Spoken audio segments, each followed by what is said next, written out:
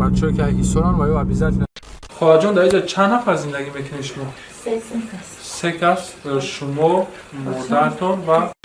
مثلا اون دختری که در روسیه هم شما رو میگوبین میکنن. شما فرزندتون در روسیه خواهر جان در کرانتین و این ها چند کودک میگوبین میکنید؟ ما 5 تا. مقصد کدوم من چیزی گفت نگفت من همه را بخشیدم و شما را اگر اون کسی خفه کرده باشه من را ببخشه برادرها. و درگاه خدا با شکر خدا با شما ایروی سفاله شوید. خدا همیشه با. السلام علیکم به همه برادرها، پدران و مادران. برادر عزیز، امروز سوم روز ما، یعنی سوم روزی که ما خیر کردیم الحمدلله در ماه مبارک، در ماه شریف رمضان. و این حال برای 5 عائله ما خوراک گرفتیم در ماشین زدگی الحمدلله. باز ما حرکت کردیم طرف حصار و با 5 عائله یک چند عائله که ما میتیم خیلی که در نوارای پیش دیگه فرزنداشون در کرانتینن و بعضی هاش اکل دوداراش در کرانتینن، بعضی خیروی که از ما دادیسیم بی و زنها هستن. بخاطر این برادرها با دعا باشین، در حق ما دعا کنید، در حق برادرهایی که مقصد در روسیه بیمار شدگیان، بیکارن، مقصد دعاگو باشه که خدا همه جو به جو شوه و همه چی خوب شوه و ما را همراهی کنین. دستگیری شما، پیشروی ما برادرای عزیز و نفرهایی که نرسید کمک ما برادرها، باز اگر بارگه میپرسم همه شما بخشش. من خیلی متوقعم هم چند که زورم رسیده همون کاتونیستم کدیستم و با کدامی که میتونه امکانیت داره خیر کردن میخواهم مثال امکانیت داره برادرها مرحمت دیگه آبلاستادم نیازمندا هسته بریم بکنیم برادرها، برای که من خیلی متوقع زورم در همه جا نمیرسه. زنده باشه.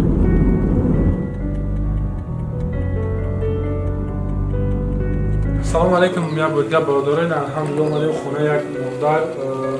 جماعت دیاتی سامان در شهر حصار بگیم طرف حصار ده و خیلی که در دیگر اولا بودیم. این اولا در همون قدر چیز یک چیز دیگر برادران میخواستم کردیم که ما روغن فراموش کردیم بیاریم تویز در ماشین بار نکردیم و یادمون برآمده و ارزش چند روغن 50 سامانه و ما در هر یک اولی که میشو میریم 50 سامون سومی روغن هم میتیم. بخاطر اینکه شاید بسیاری بودن که چی با در یک اویله روغن بودن در تگش نبودن. مثلا فراموش کردیم برادرها. خواهر جان در اینجا چند نفر زندگی میکنید شما؟ 3 کس شما مادرتون و بچه‌تون. و کی کار میکنه در اویله خواهر جان؟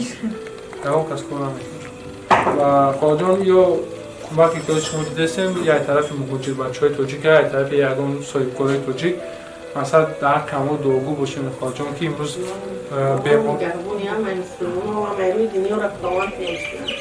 بیماری اومدگی در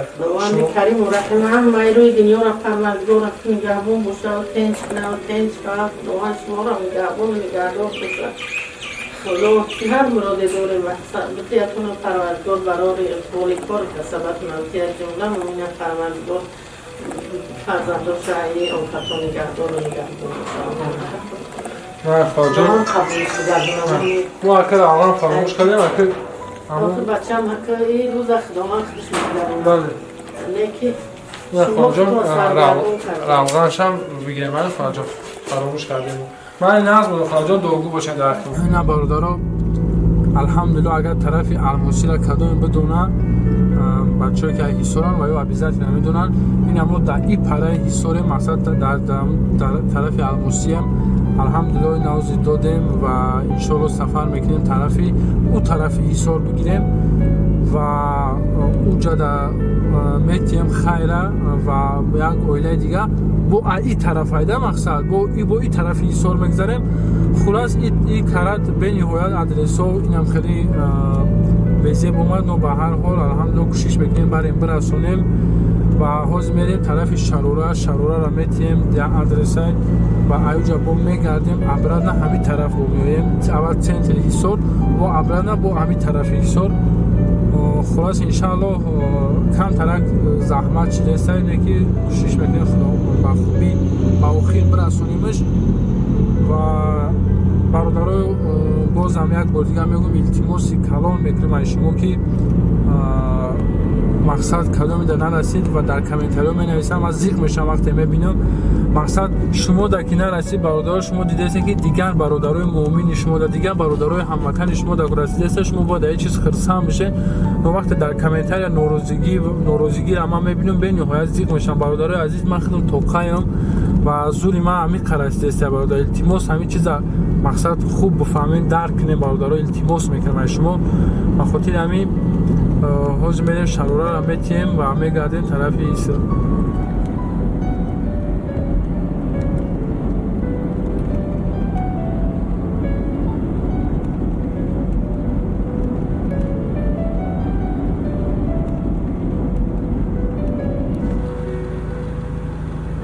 برادر این اومدیم الحمدلله دویم اویله جا سراغش چه اپا جان؟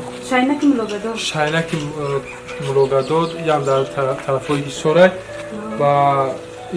شما فرزندتون در رسیه خواجان در کرانتین و این ها چند کودک نگاهبین میکنید؟ نمیدونم 5 تا و موقعی همین کمک هایی که اومدگه خواجان از طرف مهاجرایی که چون در رسیه مقصد طرف روایت در همه دوگو باشه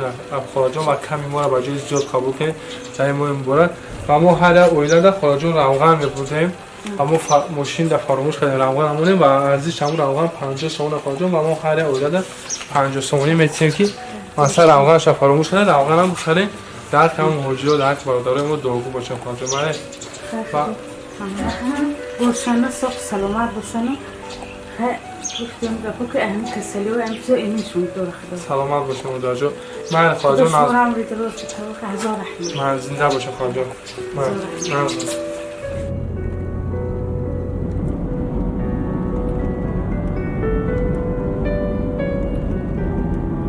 برادران الحمدلله اومدیم سه مویله خونه یک برادری که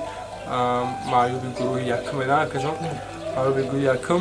و خیلی که دیگر جدا بودیم این کمپلیت همه اویله ده و ما اکجان در هر اویله با روغن همه برای 5 روغن در اینجا فراموش کردیم اکجان و برای همه روغنش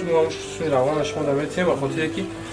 ما وظیفه دار شدیم که روغن همه ده یک خیل باید برنده اگر روغنش فراموش کردیم از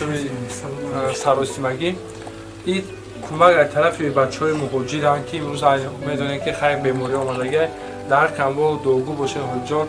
یک دو میدیدیم و مایده میرفتیم مهاجران رو پروردگار باز هم خیلی صاف و سلامت به خونه‌هاشون برگردونه و پروردگار در حفظ حمایت از این و مهاجران رو نگهدار باشه و به دست به نزد فرزند و اهل باشون در عاقبت بخیر ایمان و سلامت الله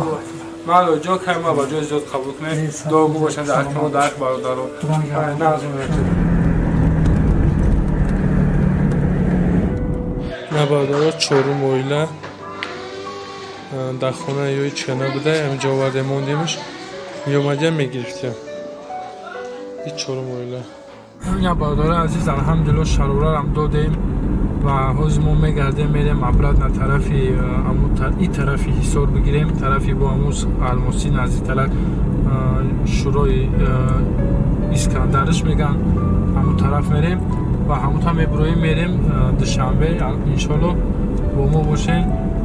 این پنجم اویله میشود که از ما میبریم تیمش و چهارم اویله را بردیم چک شما دیدیم بردیم در خونه نبودن و مقصد در اونجا یک جایی را موندیم و از پنجم اویله میریم انشالله برادران الحمدلله کل ما باقی است یعنی پنجم اویله در این آوردیم و خونه یک مادر خاله جان شما را فرزندتون در کرانتین مادر دخترمون دختر مقصد بچه نداری؟ نه سه تا دارم یک اومد من خارج اومدم فهمم مثلا اون دختری که در آسیا هم شما رو نگاهبین میکنن ها خاله جان این چیزا رو معرفی در آسیا برادرای تاجیک روان کردگان مقصد در خبر دوگو باشه و ما برای هر اویله با روغن هم میبردیم ما روغن رو متاسفانه فراموش کردیم و همین پولی روغن افراجان در دست میتیم 50 سومون که روغن می‌کردیم و هم چند اویله در چخه بوده شما در مقصد هم کشاده و در برابر شود خداوند در موجود دوگو میتیم قبول کردن خدا گوجه سلام باشه خدا خداگوی خدا هزار بار شکر هزار بار شما ایروی سفوله شوید خدا همین خیلی با ما بگیم باور کنم میگه رمضان سر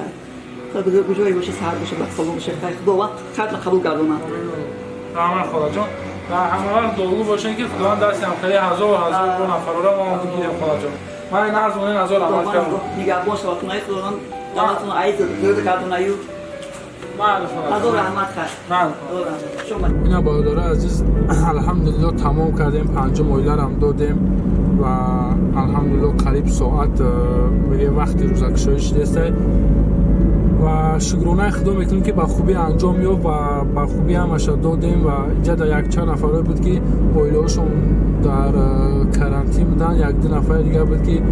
بی‌وزن بودن، یک نفر دیگه معیوب گروه یکم بودن، بین‌نهایت وضعیتشون بسیار بد بود. خلاص ای جایی که ما با چشم خودم دیدم و ما راضیم که همین صدقه همینجا رفت و شما برادرها حق خودتون حلال کنین و رمضان ای با دعا باشه. مقصد کدام من چیزی گفت نگفت من همه را بخشیدم و شما هم اگر اون کس خفه کرده باشه من را ببخشه برادرها. باقی در امان الله خداوند نگهبان و در آخر فقط یک گپ دارم، با دعا باشین خداوند همی وبا همی کسری همی بیماری که امروز در تمام جهان با تعلق انداختگی خداوند تمام سر تمام مؤمن و مسلمان و غیر مسلمان هم خداوند دورش کنه و خداوند دنیا تنج آرام باشه. در امان الله خداوند نگهبان.